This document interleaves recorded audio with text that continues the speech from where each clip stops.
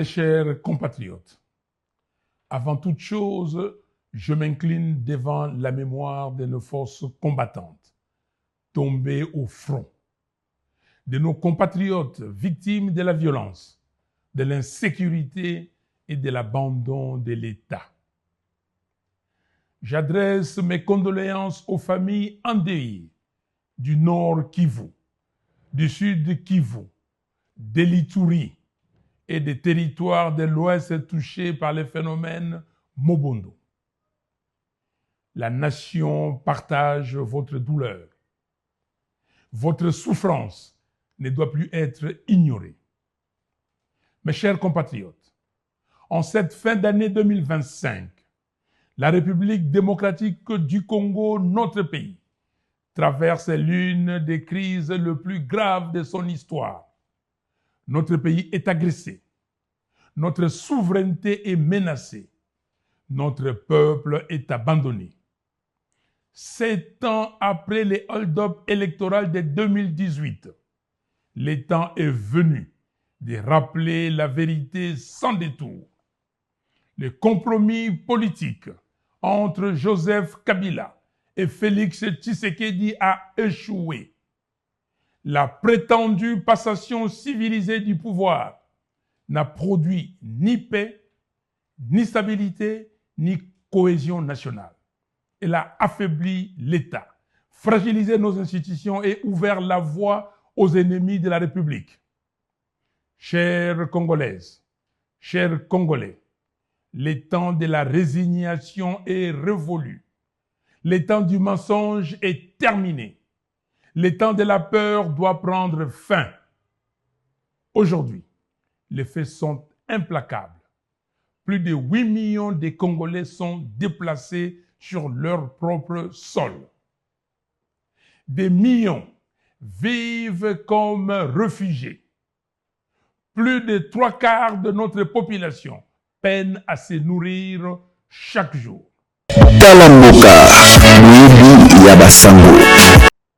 Et notre nation continue de pleurer des millions de vies fauchées par des guerres imposées, notamment par l'agression rwandaise et ougandaise. Ce drame n'est ni une fatalité, ni une malédiction. Il est le résultat de la convoitise étrangère, mais aussi de choix politiques irresponsables, des compromissions honteuses et de l'abandon de la volonté populaire. Un État qui trahit le vote du peuple devient faible. Un État faible attire le prédateur. Et c'est ce que nous vivons aujourd'hui.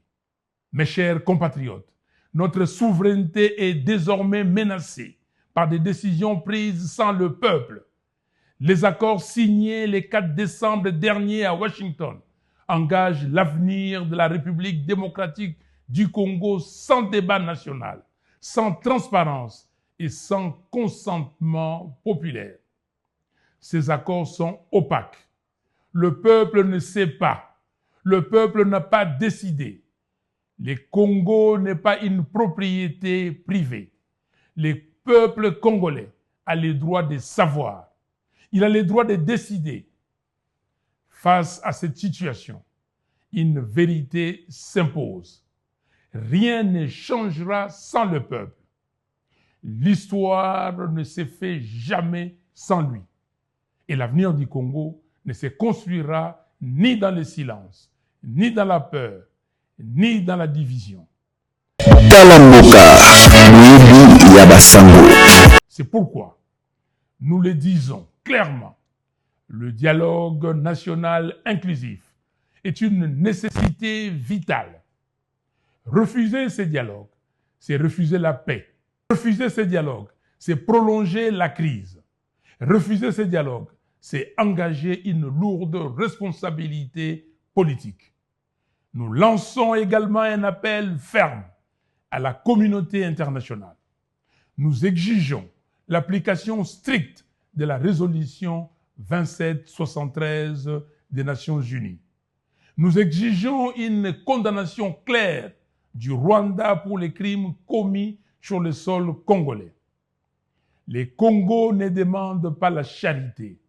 Les Congos ne demandent pas la pitié. Le Congo exige la justice, le respect de sa souveraineté et le droit de vivre en paix.